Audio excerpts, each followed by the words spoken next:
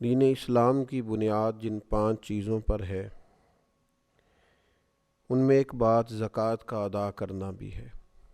نماز کے بعد قرآن مجید میں اور احادیث مبارکہ میں جس بنیادی چیز کا ذکر کیا گیا وہ زکوٰۃ کا ادا کرنا ہے۔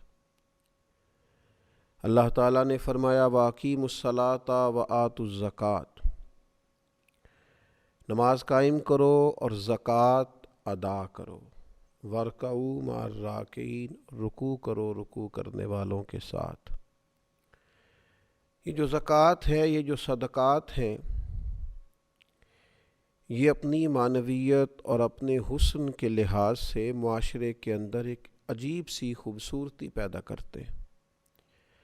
امیر کا غریب کے ساتھ محبت کا رشتہ قائم ہوتا ہے، ضرورت مندوں کا اہل فضل کی طرف رجحان اور ان کا پھر غریب پروری کرنا معاشرے کے اندر حسن کو، اخوت کو، بھائی چارے کو فروغ دیتا ہے۔ صدقات کے نبی کریم صلی اللہ تعالیٰ علیہ وسلم نے جو فضائل بیان کیے اور ترغیب جو نبی کریم علیہ السلام نے ارشاد فرمائی، اس کی جاذبیت اور خوبصورتی کو اگر سمجھا جائے تو حضور علیہ الصلاۃ والسلام کا تھوڑا سا توجہ دلانا اور اس توجہ کے اندر حضور علیہ السلام نے جس طرح کی اہمیت اس چیز کو عطا فرمائی، وہ عجیب سا دل کو ٹھنڈا کرتا ہے۔ اللہ کے حبیب علیہ الصلاۃ والسلام نے ارشاد فرمایا کہ یہ جو صدقہ ہے یہ تو برے خاتمے سے بچا لیتا ہے۔ اتنی بڑی بات، اتنا بڑا اجر، یعنی انسان کو سب سے زیادہ جس بات کا ڈر ہوتا ہے وہ یہ ہوتا ہے کہ اختتام کہیں برا نہ ہو جائے۔ یہ صدقہ ایک ایسی چیز ہے جو سوء خاتمہ سے انسان کو محفوظ رکھتا ہے، اور ارشاد فرمایا کہ صدقہ عمر میں اضافہ کرتا ہے، 70 مصیبتوں کے دروازے بند کرتا ہے۔ اللہ تبارک و تعالیٰ کے حبیب علیہ السلام نے اس قدر زیادہ اس کو پسند فرمایا اور اس قدر زیادہ توجہ دلائی کہ فرمایا دوزخ سے بچ جاؤ، چاہے کھجور کا ایک ٹکڑا صدقہ کر کے ہی دوزخ سے بچ جاؤ۔ یہ چیز تمہارے لیے اللہ تبارک و تعالیٰ کی بارگاہ سے بہت بڑا انعام کا سبب بنے گی کہ تمہارے لیے دوزخ سے آزادی ہوگی۔ یقیناً جس بات کے فضائل ہوتے ہیں، جس کام کے فضیلتیں ہوتی ہیں، اسے نہ کرنے کی وعیدیں بھی ہوتی ہیں۔ تصویر کا دوسرا رخ بھی ہوتا ہے، ایک کام کیا جائے گا، اس کے فضائل ملیں گے، اجر ملے گا، ثواب ہوگا، اللہ رسول کی رضا نصیب ہوگی، معاشرے کے اندر غریب پروری ہوگی، لوگوں کا خیال رکھا جائے گا، انسان کے اندر رقت قلبی پیدا ہوگی، درد دل پیدا ہوگا۔ زکوٰۃ ادا کرنے سے، صدقات کرنے سے دوسروں کے بارے میں اس کی طبیعت کے اندر ڈھیر سارے خیر کے جذبات پیدا ہوں گے۔ لیکن اگر یہ کام نہیں کرتا، وسعت کے باوجود نہیں کرتا، اس پر فرض ہے نہیں کرتا، تو یقیناً پھر اس کی وعیدیں بھی ہوں گی،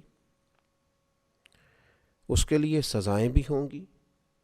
نبی پاک صلی اللہ تعالیٰ علیہ وسلم نے ارشاد فرمایا، سیاستہ میں موجود ہے، فرمایا جس مال کی زکوٰۃ نہیں دی جائے گی وہ زہریلے سانپ کی صورت اختیار کر کے قیامت والے دن انسان کے گلے کا توق بنے گا اور لوگوں کو ڈسے گا، ہوگا وہ مال ہی۔ یہ مال اللہ کا فضل بھی ہے، لیکن اگر اس کی زکوٰۃ ادا نہیں کی جاتی تو یہ ایک زہریلے سانپ کی صورت میں صبح قیامت انسان کے سامنے لایا جائے گا، بخاری میں موجود ہے۔ کیوں صحیح طور پر حساب کر کے، توجہ کر کے، اور کوئی مشکل نہیں ہے آپ کو، اگر آپ مال کے نصاب ہیں تو اس مال پر سال گزرنے کے بعد آپ کو 2.5% زکوٰۃ دینی ہے، 40واں حصہ دینا ہے، تو یہ کوئی مشکل کام نہیں ہے۔ لیکن نہ کریں گے تو اس کی سزا، نبی پاک صلی اللہ تعالیٰ علیہ وآلہ وسلم کی خدمت عالی مرتبت میں خواتین حاضر ہوئیں تو ان کے ہاتھوں میں سونے کے کنگن تھے۔ اللہ کے حبیب صلی اللہ تعالیٰ علیہ وسلم نے فرمایا ان کی زکوٰۃ ادا کر دی؟ تو انہوں نے نفی میں جواب دیا، تو آپ صلی اللہ تعالیٰ علیہ وسلم نے ارشاد فرمایا کیا تمہیں پسند ہے کہ تمہیں آگ کے کنگن پہنائے جائیں؟ ڈر گئی، پریشان ہو گئی. تو اللہ کے حبیب علیہ السلام نے انہیں تاکید فرمائی کہ اس سونے کی جو تم نے ہاتھ میں پہنا ہے اس کی زکوٰۃ ادا کرو.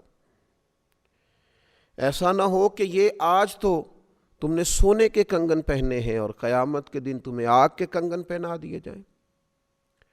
تو جو لوگ بھی مال کے نصاب ہیں، صاحب استطاعت ہیں اور جن پر زکوٰۃ فرض ہے، وہ اس بات کا اچھی طرح خیال کر لیں کہ یہ زکوٰۃ مال کو پاک بھی کرے گی، فائدہ بھی کرے گی، اللہ کی رضا اور خوشنودی کا باعث بھی بنے گی. اور نہ ادا کریں گے تو ایک تو یہ کہ آخرت کے اندر اس کو یہ والی سزائیں ملیں گی کہ آگ کے کنگن پہنائے جا رہے ہیں اور مال سانپ بنتا جا رہا ہے. حضور علیہ السلام نے یہاں دنیا کے اندر بھی ارشاد فرمایا کہ خشکی اور تری میں جو تمہارا مال ضائع ہوتا ہے وہ زکوٰۃ ادا نہ کرنے کی وجہ سے ہوتا ہے.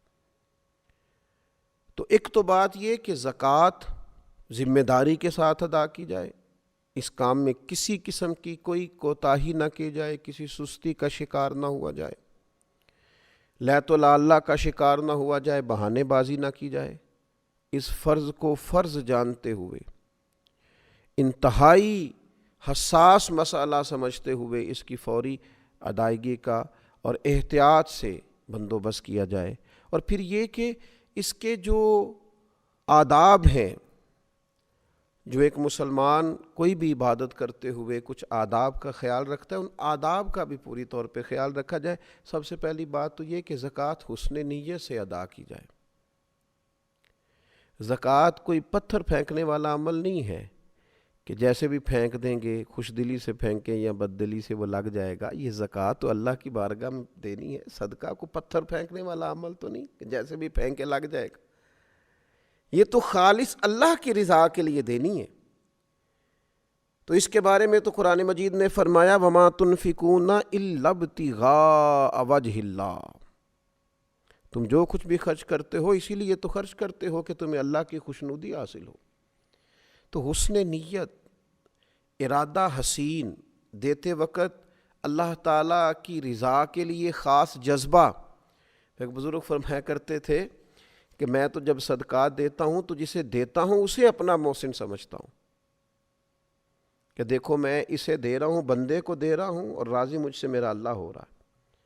تو حسن نیت پہلی بات. اور دوسری بات، ہر قسم کی تصنع سے بچا جائے، ہر قسم کے ریا سے بچا جائے. یہ دے کر کے اور کسی قسم کا بھی اگر دکھلاوے کا مزاج بنایا جائے یا کسی شخص کو کسی بھی طور پر بتایا جائے تو یاد رکھیے گا حضور علیہ السلام نے فرمایا اللہ قیامت کے دن ارشاد فرمائے گا انہی سے جا کے اجر لو جن کو دکھانے کے لیے تم عمل کرتے تھے. تو تصنع سے پورے طور پر اور مکمل طور پر اجتناب کیا جائے. اور پھر جسے دیا جائے اس پر احسان نہ جتلایا جائے، ایذا نہ دی جائے، تکلیف نہ دی جائے. ہمارے ہاں جس طرح سے لوگ کہتے ہیں آپ ابھی آ گئے ہیں، یہ تو میرے سونے کا ٹائم تھا، کل آئیے گا، پرسوں پتہ کر لیجئے گا، ہاں میرا ارادہ بن گیا ہے، آپ صبح وقت پر آ کر لائن میں کھڑے ہو جائیے گا. اللہ تعالیٰ نے جب آپ کو دیا ہے تو اس طرح تھوڑی دیا ہے. معاذ اللہ. آپ ایذا نہ دیں، تکلیف نہ دیں. وہ کسی نے کہا تھا کہ لوگوں کو ملا ہے تو مقدر سے ملا ہے، ہم کو تو مقدر بھی تیرے در سے ملا ہے. تو اللہ نے جب دیا ہے تو کرم سے دیا ہے. تو جب یہ ذہن ہو کہ مجھے کرم سے ملا ہے تو پھر دیتے وقت تکلیف نہ دی جائے، اذیت نہیں دی جائے. قرآن مجید نے فرمایا یا ایھا الذین آمنوا لا تبطلوا صدقاتکم بالمن والعطا.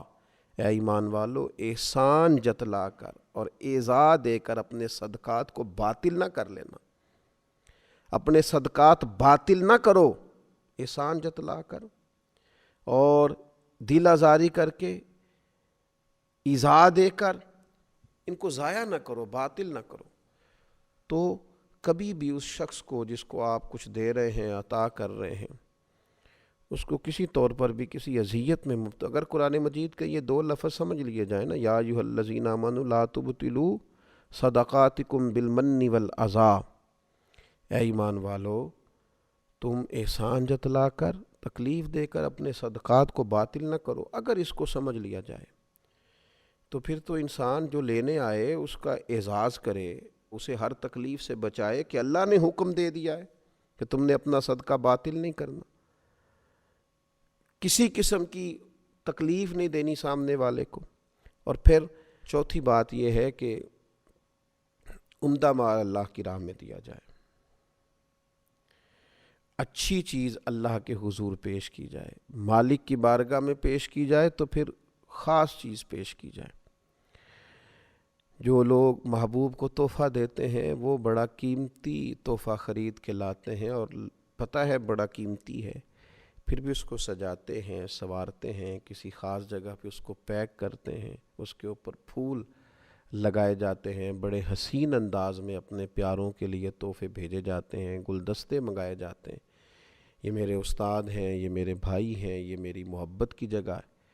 لوگ بڑے اعزاز کے ساتھ تحفے روانہ کرتے ہیں تو اللہ کے حضور پیش کرنا ہے، رب رسول کی رضا کے لیے دینا ہے۔ تو قرآن مجید نے کہا لن تنالوا البر حتی تنفقوا مما تحبون، تم ہرگز نیکی کو نہ پہنچو گے جب تک اپنی محبوب چیز راہ خدا میں خرچ نہ کرو۔ ایک شاعر نے بڑی خوبصورت بات کی تھی، اگرچہ اس نے نقشہ تو کربلا کا کھینچا ہے، لیکن اس نے کہا تھا لاش اکبر دی ویکھ حسین کیا، گل یار دی گلو نہیں لائی دیے، دائم سونے محمد دے نام اتوں سونی چیز ہی وارنی چاہی دیے۔ دیکھو ان کے نام پہ دینے لگے ہیں تو پھر ہم نے کس طرح کے نگینے دیے ہیں، کس طرح کا حسن دیا، کیا کچھ نکال کے پیش کر دیا۔ دھرتی نے ایسے لوگ نہ کبھی پہلے دیکھے نہ کبھی بعد میں دیکھے گی۔ تو عمدہ مال پیش کیا جائے، اور پھر یہ بھی یاد رکھا جائے کہ اللہ پاک ہے اور پاک چیز کوئی قبول کرتا ہے، ہمیشہ حلال اور طیب ہی اس کی راہ میں پیش کیا جائے۔ اور آخری گزارش یہ ہے زکوٰۃ دینے کے معاملے میں کہ پھر یہ ماحول نہ بنایا جائے کہ میں بانٹوں گا تو لوگوں کی نظریں اپنے سامنے جھکاؤں گا۔ شکر گزاری لوگ میری کریں گے، اور بہت سارے لوگ ایسے ہوں گے جو میرے سامنے نظریں جھکاتے ہوئے گزریں گے۔ فرمایا انما نطعمکم لوجہ اللہ لا نرید منکم جزاء ولا شکورا، وہ تو تمہیں محض اللہ کی خوشنودی کے لیے کھلاتے ہیں کھانا، نہ تم سے وہ کوئی بدلہ چاہتے ہیں اور نہ یہ کہ تم ان کی شکر گزاری کرو۔ اللہ کے بندوں کی تو شان یہی ہے کہ وہ تمہیں جب کھانا کھلائیں گے تو اس لیے کھلائیں گے کہ اللہ راضی ہو، وہ تو نہیں چاہتے نہ تم کوئی جزا دو نہ تم ان کا شکریہ ادا کرو۔